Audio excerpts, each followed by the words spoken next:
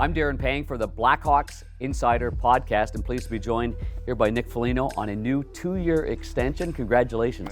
Thank you. Really great news for all of us here. And I guess looking at it and how easy of a decision was that for you after being here in Chicago, in your first full season? Surprisingly, really easy. I think you come in and you're not sure what to expect. It's a new city, new experience, even for my family.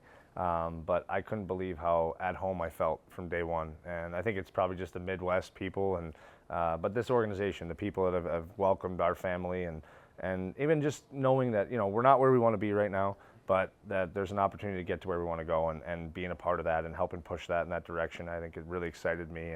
But it's been, obviously, on ice, we want that to get better, but everything around that has been, outstanding and first class for me and my family, and that's what made the decision so easy. Nick, you've been on the other side of playing in the United Center and heard the roar of the crowd, and now you're wearing a letter. You're an ultimate leader for the Hawks, and how much does that come into play, just knowing that you're walking into that United Center every single game here? It's awesome. I used to love when I played against the teams coming in here because I knew the atmosphere, the anthem. I would get goosebumps every single time, and it actually fired me up. So I don't know if it worked against them or for them, but I used to just love coming in here. Now being on that side of it, I get it even more. And you also understand the history, as you know, here, and the legacy and what it means to be a Chicago Blackhawk and what the players have done before, and how proud I am to put that sweater on and wear that letter and go to war with these guys. So it's not lost on me, the history that I think you have to be a bit of a historian in this game to really respect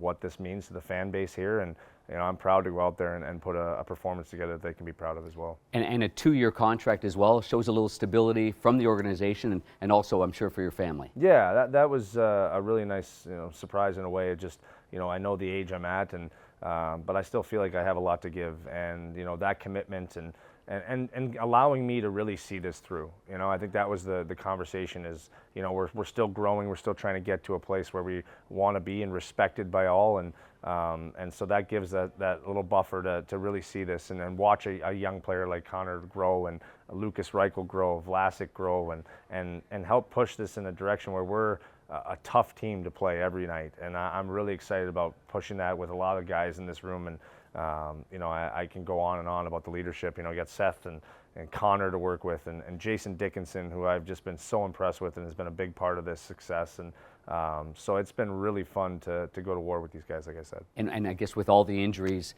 looking down, even on the bench and seeing an A be put on a Kurashev, an A on a Dickinson. I mean, you're used to having a letter, on your sweater, but you got to be pretty proud of the way these guys have responded. Absolutely, and you can see it carries weight for them, right? Like you can see them when they put it on. It's like, all right, I got a responsibility here, and those are the guys you want. Those are the guys you want around. They get what it means to be a Chicago Blackhawk and how proud they are to put that sweater on and go out and perform for their teammates. And that's what I see. We're not a happy group with where we're at, and there's a lot of guys that want to push this in the right direction. So when you know the heart of a lot of guys, that they're excited about getting better and really bringing the pride back to this club, it excites you as a player and as a person and a guy that's been around a long time and seen a lot of things. It really puts a pep in my step, so to speak, and I'm enjoying coming to the rink every day. You're a young guy. Don't kid yourself. Yeah, I feel it. Uh-huh. Yeah, in mind. In body, yes, but in mind for sure. Tell me something about the city of Chicago and going to the United Center, the practice facility here that, maybe you didn't know about. Yeah. I mean, I didn't realize how great of a city Chicago is. The different pockets. You come to visit, you kind of have your staples that you check out, but as I've gotten to know, Wrigleyville and our little area now, Wicker Park, we're obsessed with, and we're loving that area. And I haven't hit up Little Italy yet. I got to get over there. But it's amazing how just different pockets, a different character, and the pride that people in Chicago have for their city. And we're loving living here. And then just, the simplicity of this facility as well. I mean, you got it right down the street from the UC, and coming here and how well we're treated by the staff, and it's first class, top to bottom, and that's always something I've heard. But then you come here and experience it, and it makes you proud to wear this jersey. You've worn a few Original Six jerseys. What's it like looking down and seeing the Hawk logo? It is the prettiest logo. It really is, and I've been lucky to wear some beautiful jerseys over my time in my career, and but this just has always been one that you look at and you're like, wow, what a gorgeous logo. And you know what I loved is learning of what it really means, you know, to the people that have come before, and our roots and why we wear the logo. And you know, that's something that is important to me, that we grounded ourselves that way and understood, you know, how proud people are that we wear this logo, and we make sure we go out there and do that every night in honor of them. Nice seeing guys from the alumni like a Chris Chelios that you can talk to, or a Troy Murray that does such a great job on the broadcast, and you know, Denny Savard as well. Yeah. That you pick their brains?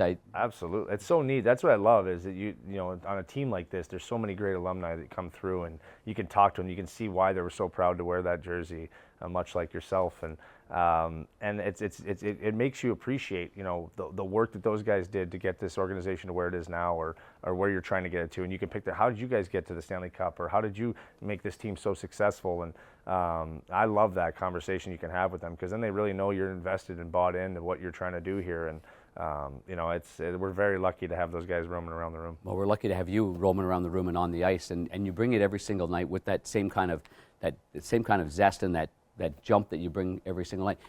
Maybe we should let the fans know what it's like. You said you're disappointed, the group's not happy with where you're at, but yet there's some spirit in the night every single game.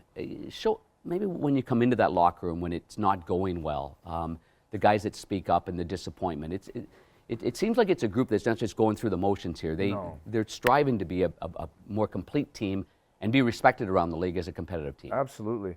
And a lot of times it's, you know, there's youth in our room, and I understand that. And it's just understanding what it means to be a consistent performer in the NHL, right? How hard this league is, and how you earn your respect every night by being a consistent and reliable team. And that's where you have to get to. And listen, I remember what it was like being 19. I remember the highs and lows. You had hair? Yeah, I had hair. I was beautiful.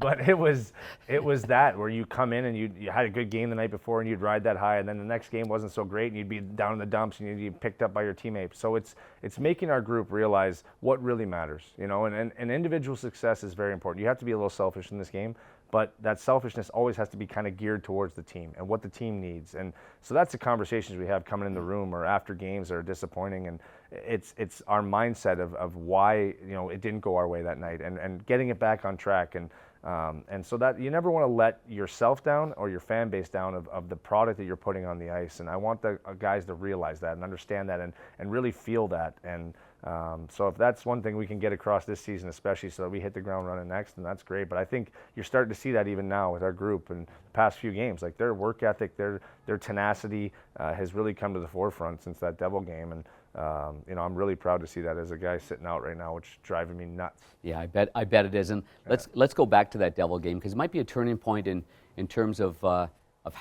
how the team sticks together, and they showed the entire hockey world how they did that. Unfortunately, two guys get injured on the same play or the same sequence because of a play. But you impressed with that battle, and was that kind of the first real time that you saw it with this group? Yeah, honestly, the physicality that we played with, the nastiness that you kind of have to play with, and that's what I talk about. That's how sometimes you earn respect that way. I'm not giving you an inch tonight, you know? Yeah, I may be young, but this is my ice, this is my puck, and then that team's like, oh, all of a sudden, right? And you could see it a little bit in that early part of the game. We dominated a lot of that game, and that's, you know, the reason. It's unfortunate that Connor gets hit, but that's probably what their team's trying to do. All right, we got to answer back here, and they take a hit on one of our better players, and that's the reason why you have to answer the bell on something like that. But I loved our compete after. Our guys were going after their best players and hitting them, and you could see it. And it's unfortunate, you know, we didn't get the win, but you just saw that compete, that understanding, and it almost like I looked in some guys' eyes after that game, and it kind of clicked, you know, and oh, that's what we need. And we come back and have a great game against Calgary, and even against Edmonton. They're playing really well right now, and you could just see we kept them to 2-1, and just the compete and the resolve and the understanding of how we're going to have to do tooth and nail this a little bit, right, as we go. And you know, and it's really fun for me to see, right, like where we are. You want to see progress at certain points, and we're halfway through the year, and I can honestly say I see some progress in a lot of guys, and we're going to need more, obviously. Well, how are you going to keep the young guy like Connor Bedard? He's roaming the hallways here. I mean, he's got to be chomping at the bit to get on the ice. Poor guy, man. That's, I'm laughing already. He's like, I feel fine. I just want to. I'm like, yeah, take your time. I understand. To be that young again, pain doesn't feel like anything. But he's understanding. This is probably the first blow in his career in a lot of ways where he's, it's out of his control, right? He's so used to probably having a lot in his control, and so it's a great lesson. I told him that you can learn. All right, what do I do when I'm injured? How do I prepare? How do I get myself back? And so that when I do come back, I'm hitting the ground running. And so this time off will probably feed the hunger even more than he already has. And I'm scared for the league when that happens. So yeah, it's hard to believe. Yeah, we'll keep him in check for a while. Well, we're glad that you're in check for a while, and we're so thrilled that you got that 2-year extension. Thank you. It's great seeing you on the ice. It's just great being around you and just talking hockey and hot stoving. So yeah, love it. Thanks. Congratulations. Thank you. Well, that's it for another Blackhawks Insider Podcast. For Nick Foligno, I'm Darren Pang. We'll see you next time.